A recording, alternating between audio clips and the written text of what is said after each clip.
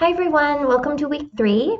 Just to review, last week we discussed how in this course we'll be thinking with several theories of education and considering what these theories do to our understandings of children, our roles as educators, and what education is for, and how these theoretical orientations create the kinds of pedagogical responses you enact. So this week we'll be focusing specifically on Foucauldian theory. So Foucault was a French philosopher of the 20th century, and his work aimed to denaturalize assumptions about given realities. So in terms of education, Foucault has been a significant thinker in post-structural theory, as he points to the ways in which power operates through discursive systems, which influence the ways in which knowledge is constructed and upheld. So in this week's readings, there may have been some language that was perhaps unfamiliar to you. One of the words that could have stood out was discursivity. And discourse. So firstly, what are discourses? Blaise and Taylor write that discourses are sets of statements, representations, and meanings that construct subjects and objects within particular social, historical, and cultural contexts.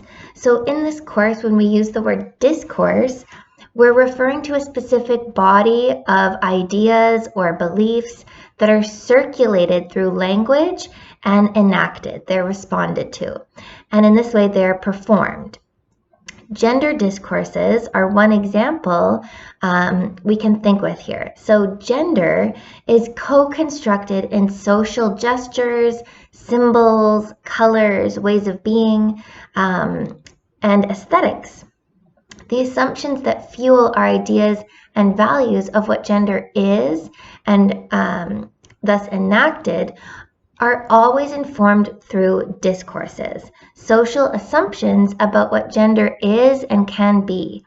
So if we see that gender is performed as a phenomenon that is socially constructed and upheld through discourse, we can see that gender is not inherent or biological.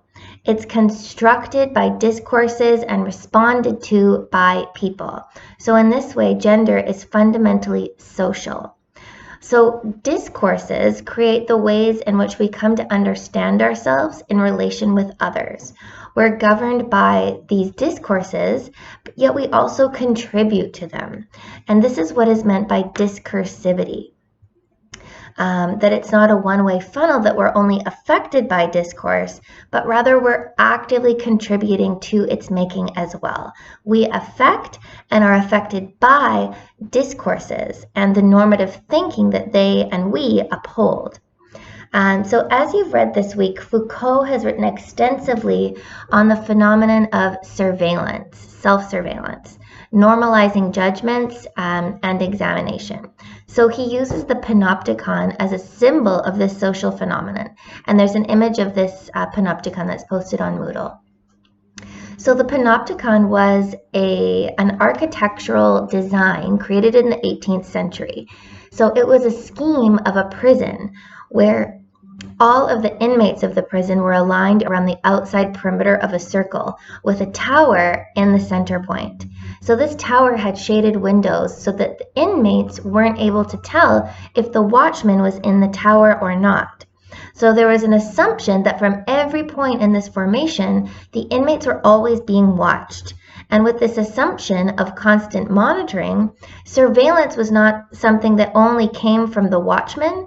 The inmates themselves were active in their own surveillance and subjugation, always thinking that they were being watched or gazed upon, and thus always governed. So this metaphor of the panopticon points to how we as subjects are surveilled, both by others and by ourselves. So this surveillance is maintained through public discourse.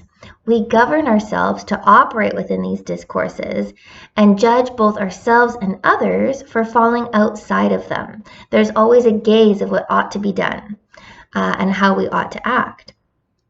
So even on very small levels, humans are constantly making small assumptions or judgments that are based on how we assume things ought to be, what we assume is normal. So in this way, governmentality, according to Foucault, is not something that comes from the top down, but rather it's discursive. It's in constant flux between individuals and society and the institutions that we operate within. So as we ascribe to particular ways of being and judge ourselves in relation to how we're perceived by others, this creates normative ideologies about who we ought to be. So there are many parallels to Foucault's panopticon and the classroom, or the early childhood center. So the teacher is often at the front of the class in a traditional school setting, and students, sensitive to how they're both perceived by both the teacher and others who surround them, are constantly monitoring themselves. So we can see how self-surveillance operates in our daily lives. There are social codes we follow in restaurants, the rules of driving on a road, the organization of our physical worlds and how we act within them are all modes of governmentality that regulate our subjectivities into particular ways of being. So these structures live in the mentalities of individuals and our assumptions about who we are and who we can become, what counts as appropriate or not. And these discourses or common assumptions are often so banal or so normal that they're invisible to us. Only when someone steps outside of them do we notice that they exist, or might we notice that they exist.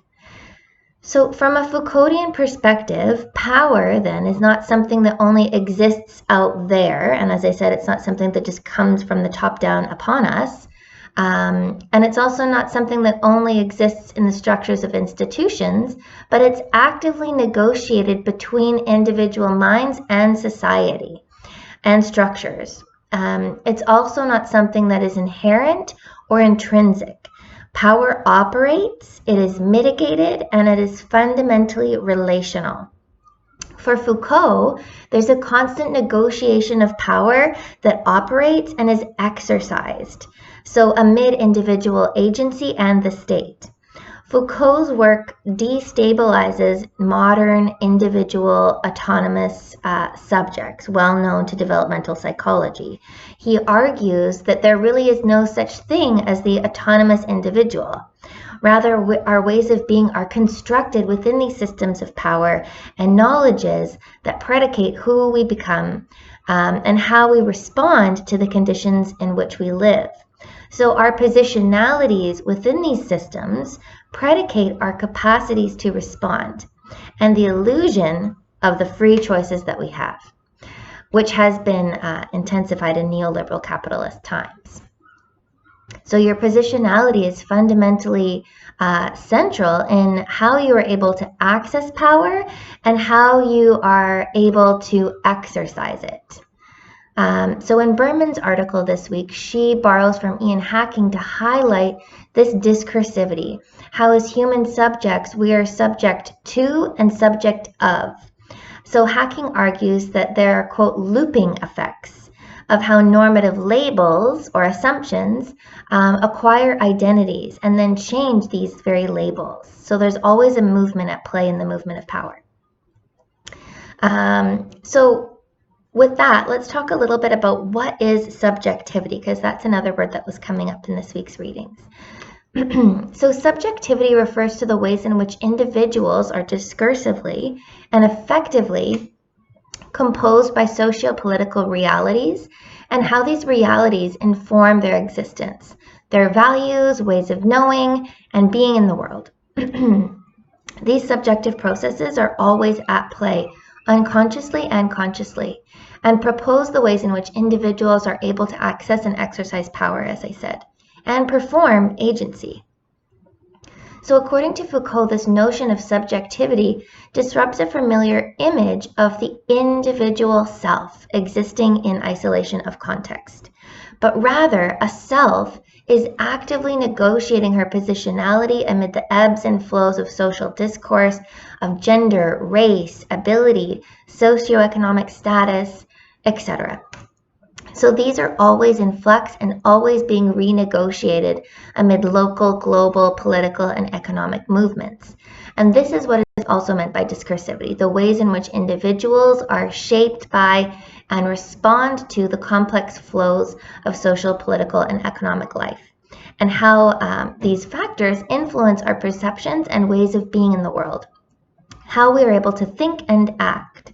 So in postmodern or post-structural thought, this has alluded to the death of the individual, the death of the person in philosophy, as we're constructed of multiplicities, that there is no one self or location of the self because the human is constantly being composed and recomposed in relation with moving social discourses.